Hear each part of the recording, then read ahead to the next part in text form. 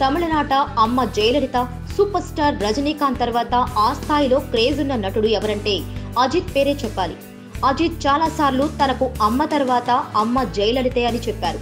జయలలిత నివాసమైన పోయస్ garden కు వెళ్లేందుకు చాలా మంది మంత్రులకు కూడా ఛాన్స్ లేదు. అయితే అజిత్ మాత్రం పోయస్ గార్డెన్ కు వెళుతుంటారన్న టాక్ ఉంది.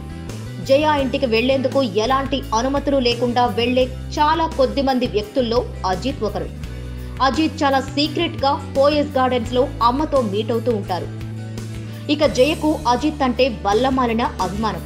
ఇక జయకు పొలిటికల్ పరంగా సరైన వారసుడు అజితే అన్న టాక్ తమిళ రాజకీయాల్లో ఎప్పటినుంచో ఉంది. మరో హీరో విజయ్ విషయంలో కాస్త కటువుగా వ్యవహరిస్తారన్న పేరున్న జయ అజిత్ ను తన కొడుకుగానే చూసుకునేవారన్న పేరుంది. అమ్మ, అజిత్ తో నువ్వు తప్పకుండా రాజకీయాల్లోకి వచ్చి ప్రజలకు సేవ చేయాలని పలుమార్లు చెప్పేదని సమాచారం.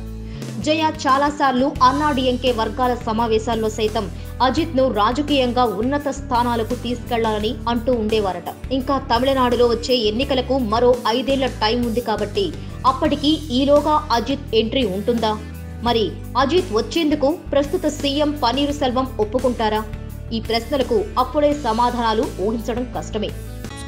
Please subscribe. Hi, it's me Purna. Please subscribe.